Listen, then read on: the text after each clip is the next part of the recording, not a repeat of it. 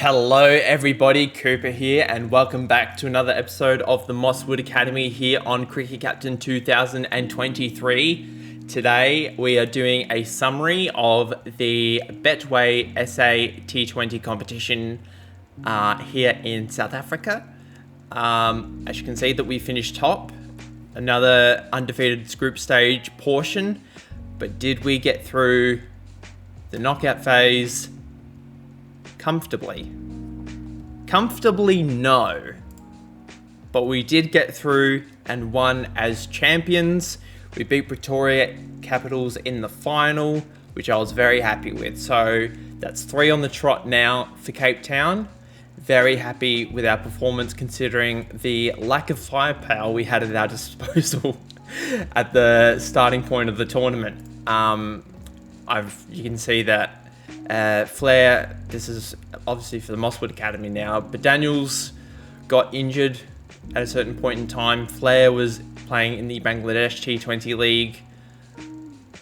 Let's have a look at our squad that we had available to us. There we go. So this is the team that we ended up having available to us. So Van der Dussen hasn't played for us for 2 seasons just because he's been playing in other competitions. So I'm not going to bring back him next season. I'm just going to let him go. Kurtzen was definitely our best bat. 539 runs at 67.38 at a really good strike rate. De Villiers came back from the Big Bash and was okay. He had lost a little bit of form from being in the Big Bash, but he was still really good. Daniels, not very good. He played a few games and then got hurt. So, not ideal for him, but he has just gotten back. Ferguson was really, really good in his first T20 campaign for us. So I was really happy with his output, 387 at 38.7. Got a couple of half centuries in there as well.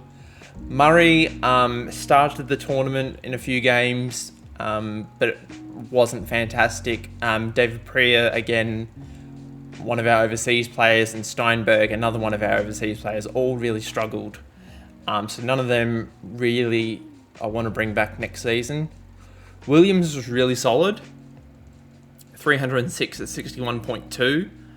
Really solid behind the stumps as well, got 1.42 catches per match. And then the bowlers were largely fantastic. Flair didn't play. He was just unavailable. Haynes only played a handful of games due to being on international duty. Jacks only bowled the 1 over and got a wicket, so that was pretty solid. Daniel Weiss, he had played a really crucial innings for us. He only played the 2 matches. I'm sure he's going to retire at season's end. I believe he's 40 at the moment. But Felikwayu, Johnson, Rabada, Jones, and Beamish. Beamish, not so much, but the other main fast bowlers that we had were really, really good. So I was really happy with their output. But we're going to go over the fixtures and results now for this season. We beat Joburg in the first match of the season. We recorded 7 for 222. This was the 11 that we had sort of taped together with basically duct tape and wishes. But we got there in the end. We put up a decent score. And they had a very solid bowling lineup. They obviously have one of our guys, VJ Cilliers, who, again, really struggled in this tournament for Joburg. So I'm curious to see if he's going to sign another contract with them, because I wouldn't mind bringing him on board and sort of having him as another all-rounder. Or he might just not be a 2020 player, because what is his average for Joburg?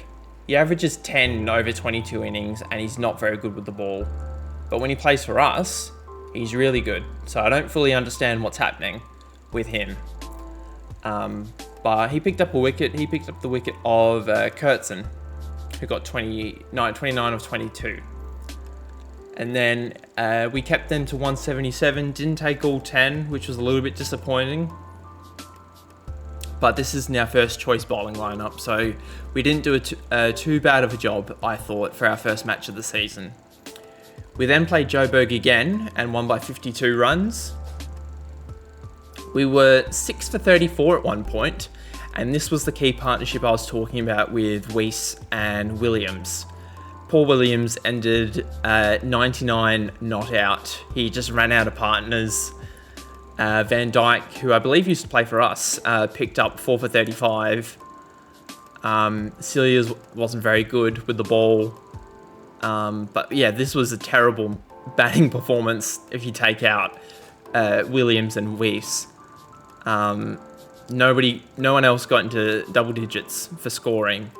It was just one of those just terrible performances. So, but we did win. We bowled well enough. We kept them to 140. Johnson was a standout with 4 for 18. He had a really good bowling tournament. He's averaging about 12 with the ball now at T20 level, and not doing too bad with the bat either. But I'm not actually I don't think he's in my first class team just yet. I see him currently as a white ball specialist. So it's sort of, I probably still want to go for Celia's over him in the red ball stuff. We then played Durban Supergiants and put 294 up on the board. Ferguson picked up 89 or 41. De Villiers got run out for 47. We had a few changes in our lineup this time around. We had a few players come back, such as De Villiers and Jacks. Daniels, I believe this is Daniels' last match before he got injured. And then Williams and Johnson rounded out the innings quite nicely. And we bowled them out for 100. Jones picked up 5 for 10. Best bowling figures in team history, I believe, if I'm not mistaken. Johnson picked up 2 for 5. Jacks bowled an over. Picked up 1 for 10, so didn't do too bad. And I was really happy with this performance. It was a really good game. Very one-sided, but... and then we went and did it again to Durban. 248 for 5. Kurtzen picked up one of 300s that he scored this season. We were 5 for 125 at one point in time. So to get to 248 was really impressive, I thought at least. Johnson was really good. This was his one last decent innings before things sort of tailed off before in the back half of the season. But yeah, Kurtzen was incredible. 11 fours, 8 sixes, and we bowled them out for 140. Johnson picked up 2. Jones 4 for 37. Robardo 3 for 22. Feliqueu 1 for 33. Beamish didn't pick up any wickets, unfortunately. I'm looking to bring in another spinner in the off season, not to replace Beamish, but I don't have a second choice specialist spinner. Like I have Celia's, but he's more of he's a batting all-rounder. He's not a bowling all-rounder. So I'm looking to bring in another spinner. We then bowled out Pretoria for 46. This was a fun match, a very quick match. They were 4 for 8 at one point. So yes, Robardo picked up 5, Jones and Feliqueu picked up the other 5. And then yeah, we chased it down in 3.4 overs. Not much to say about this match. We then played Pal Royals, 5 for 260. This was Kurtzen's second 100 of the season. 149 off 64, 19 fours and 8 sixes. Everybody else sort of chipped in a little bit with their runs. Ferguson was a little bit inconsistent this season. Still did a really good job. But as you can see by his batting graph, it is largely inconsistent. So, but he's only young, so that'll come with time. Oh, I forgot to show the bowling performance. 9 for 154. Johnson picked up 3, as did Haynes. Haynes came back from international duty. Robardo didn't take any wickets in this performance, but I thought we did a really good job. We kept them under 160, so not a bad match at all. We then played Sunrisers, who batted first, and they got 114 all out. This was a really solid bowling performance by Johnson and crew. We kept the runs down apart from Beamish. He was a little bit expensive, but I thought we did an exceptional job with the ball. And then we chased it down with relative ease. We did lose a couple of wickets, which isn't ideal when chasing such a low total, but we got there in the end, so that's all that really matters. We then played Pretoria again, who were much more competitive this time around. They kept us to 146 all out. So I was a little bit nervous going into this one. Williams was the only one that stood out with the bat. We were 5 for 46 and 7 for 92, 8 for 105, and then Williams sort of chipped in with 72 towards the end. And we just got over the line. We bowled him out for 99. Beamish picked up 3 for 17, Johnson 3 for 24, Rabada 2 for 25, albeit off 2 overs, and then Jones and Haynes picked up 1 each to secure the victory. Sunrisers came around again. We batted first. Kurtzen got his 3rd 100 of the season. We were 9 for 236 in our first innings, or our only innings, I should say. We did a little bit of a change in the middle order. I believe Steinberg played in this game. I'm trying to think. I dropped the West Indian. I can't remember his name right now. But we were 2 for 142, and then we sort of lost wicket after wicket after wicket. But Kurtzen was, I think Kurtzen might have been the last man out, if I'm not mistaken. And then we kept them to 176. We only got the 4 wickets, which not ideal, but we did secure the victory, which is the priority. We did have them 2 for 27, and then 3 for 75.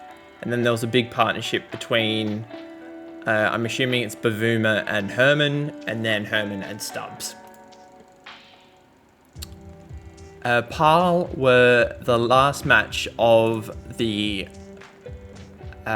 group stage. We batted second. We kept them to 109 when we bowled, which was great. Nobody really stood out with the ball. Johnson picked up 3, but everyone else sort of chipped in, did their job and moved on.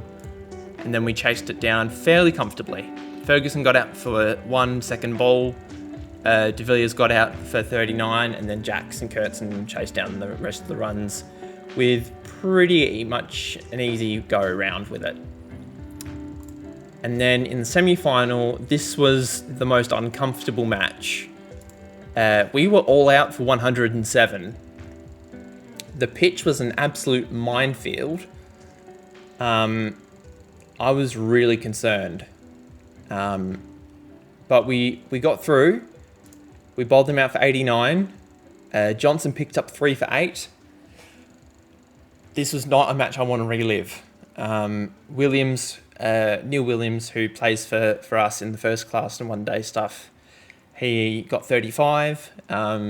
He was their best player. He might have been one of the last men out, if I'm not mistaken. But Jones picked up 2, Rabada picked up 2, Feliqueu picked up 2, and Johnson, as I said before, with the 3. And then in the final, we kept them to 151 for 9. Rabada picked up 5, and then Johnson and Feliqueu picked up the other 2. So the other 4, they got 2 each. And then we chased it down with just Ferguson and De Villiers required. Ferguson picked up player of the match, and we three-peated the Betway SAT 20 competition, which I was very happy with. We then move on to the 4-day stuff. We currently sit in we sit in 3rd with 2 wins on the board. We're also looking to three-peat this competition. We've got 5 games to go. This is the lineup that I'm going with. I've decided to go with Daniels over Dawson, purely because he's in better form. Dawson hasn't played in any one-day or T20 stuff. I am going to look to bring him in to the side, at least to the Cape Town side in our recruitment phase next season. But for the time being, he's going to be on the out. Depending on how Daniels performs, Dawson will then bat at 6. Everyone else, I'm going with Johnson over Cilliers for now. That's just a team balance issue, because Williams is the wicketkeeper. He's in good form. We've got Sterling as our overseas player. Had we had Redwood as the overseas player, I would open with De Villiers, take Williams out and play Cilliers. But because we've got Sterling opening, I'm batting De Villiers at 5, and then I'll have Williams as the keeper. And then Johnson will be the 4th bowler, with Haynes still on international duty, Bradford in the second 11, and everybody else in the second 11 getting some game time. But that's going to do it for today, guys. I hope you're happy with how I've been playing. Enjoy the rest of your day, and I'll catch up with you next time for some more Cricket Caps in action. See you guys then.